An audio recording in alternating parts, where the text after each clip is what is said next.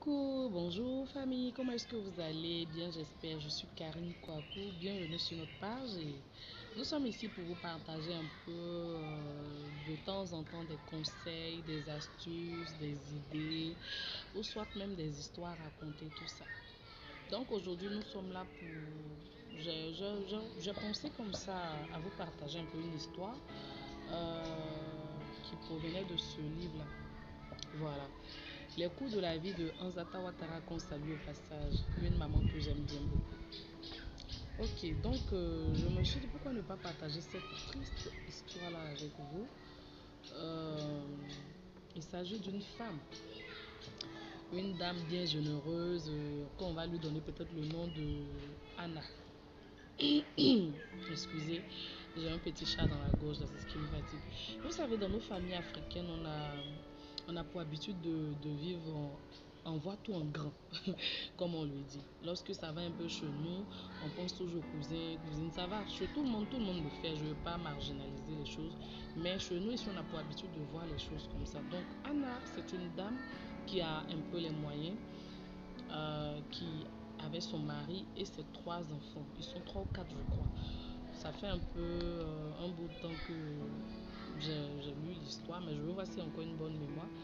Donc, cette dame en question, elle a son mari et elle avait un cousin qui est au village. Et ce cousin en question vient à chaque fois, chaque week-end, chaque vacances, il vient saluer. Lorsqu'il vient pour prendre son argent à la banque, il passe chez eux, il passe un bout de temps là-bas avec eux. Donc quand il vient, il envoie des vivres, un peu de bananes, aubergines, donc ça fait vraiment plaisir. Et il apprend même aux enfants à parler la langue locale, ce qui fait plaisir d'ailleurs. Donc ça fait qu'à chaque fois à la maison, c'est toujours mouvementé. Chaque soir, il y a du monde chez elle. Même quand on veut faire des réunions de famille, tout ça, c'est chez Anna qu'on fait les réunions. Lorsqu'il y a une fête de fin d'année, soit un anniversaire ou un événement, c'est chez Dame Anna qu'on va faire la fête. C'est ainsi qu'elle a un cousin qui avait pour habitude de venir. On va lui donner le prénom ou bien le nom de Monsieur Aka. Aka avait pour habitude de venir chez eux à la maison.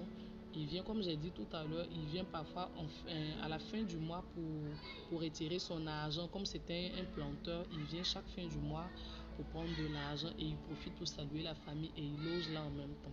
Ils étaient dans une grande maison où ça pouvait, où la maison pouvait recevoir plusieurs personnes, tout ça. Donc, ils ont toujours eu cette habitude-là et ça fait des semaines, des mois, des années. Ils étaient même habitués à lui maintenant. Au point où même quand il ne vient pas, on essaie de l'appeler pour voir, ah, pourquoi tonton Aka, tu n'es pas venu? Les enfants même demandent toujours après lui. C'est comme ça, ce mois-là, il est arrivé là. Et un soir, si j'ai une bonne mémoire, je crois que c'était anniversaire. L'anniversaire, on dirait, de Dame Anna. Soit à un anniversaire ou à une sortie, à une occasion en tout cas bien spéciale, la petite famille devait sortir. Donc comme Monsieur Aka, il avait pour habitude de venir, il était à la maison, il était un peu fatigué, tout ça. Ils ont préféré ne pas forcément l'inviter. C'était un petit truc en famille qu'ils ont voulu faire. Et c'est comme ça, ils sont sortis avec les 2 premiers. Je crois qu'ils ont une fille, un garçon, puis une dernière fille. Voilà, c'est là l'élément clé. Une dernière fille on va l'appeler peut-être Sarah. Sarah qui a à peine 6 ans, je crois. Donc, il s'apprête à partir à cette soirée-là et Sarah de 6 ans était tellement fatiguée, elle les a attendus. Ils ont porté une jolie robe à notre bébé, notre princesse, mais malheureusement elle a commencé à avoir sommeil et elle s'est endormie.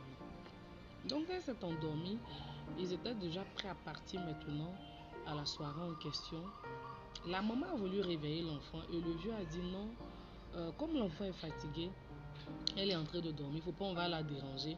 Laissons-la dormir. Tout compte fait, tonton Aka est là, donc s'il y a un problème, il pourra gérer. Ce qui est normal.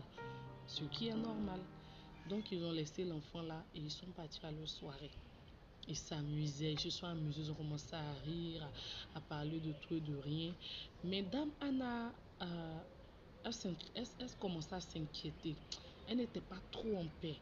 Elle commençait à s'inquiéter. Pourquoi est-ce qu'ils ont laissé leur petite fille adorée à la maison? Donc c'est comme ça que quand elle a commencé à s'inquiéter, ils ont jugé bon de rentrer. Voilà, monsieur a vu que comme elle s'inquiétait, Il a dit si c'est comme ça, on n'est qu'à rentrer. Donc c'est comme ça qu'ils ont commencé à prendre la route pour partir. Et, et quand ils sont arrivés, tout de suite elle a couru vers la chambre de Sarah, la petite. Donc quand elle a commencé à partir, plus elle s'approchait, elle avait le cœur qui battait. Elle ne sait pas pourquoi, mais elle avait le cœur qui battait. C'est comme ça, elle s'est approchée un peu. Elle arrive, elle voit sa fille qui est couchée dans un état pas possible. Elle commence à s'inquiéter. Et elle voit son frère, son cousin qui est assis là, qui allait décourager. Et elle voit la jolie robe de la petite qui s'est déchirée. Ta fille était couchée dans le lit, elle a perdu même connaissance de tout ça. Qu'est-ce qui s'est passé? Elle demande à son frère, il n'arrête pas à parler. Qu'est-ce qui s'est passé? Mais réponds. Il n'arrête pas à parler. La fille qui est couchée, qui avait perdu connaissance, qui pleurait, qui avait perdu, sentait qu'elle avait crié, elle était tellement fatiguée qu'elle était couchée. Donc c'est les cris de la dame maintenant qui a alerté le voisinage, monsieur, tout ça.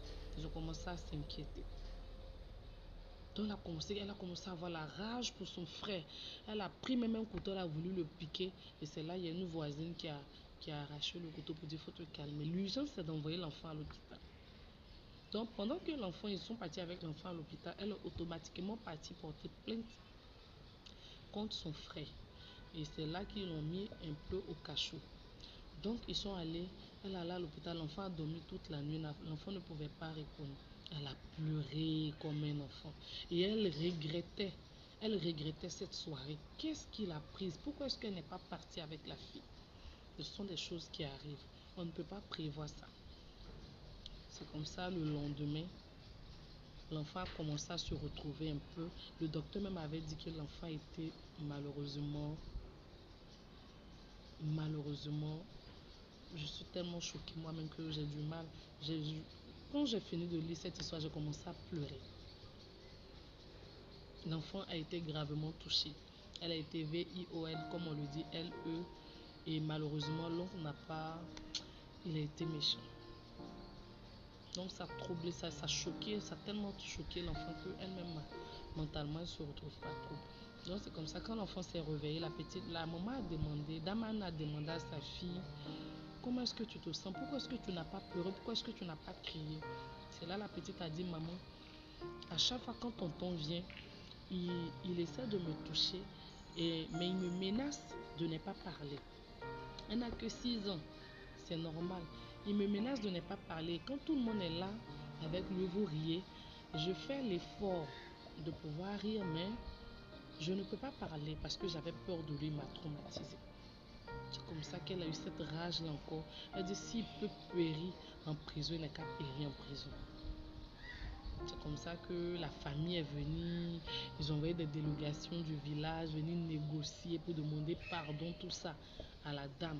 Elle a dit non, on va monter, on va descendre. Le monsieur, il était tellement dépassé que il n'a pas pu dire quelque chose. De un, sa fille qui est perdue, qui est traumatisée. De deux, qui a fait ça par qui? Par son beau.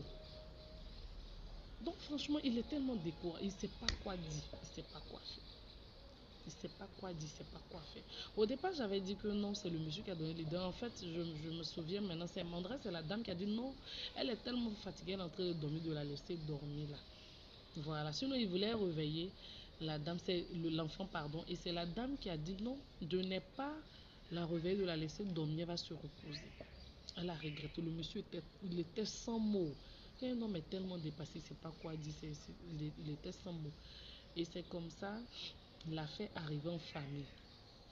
Le monsieur était marié au village.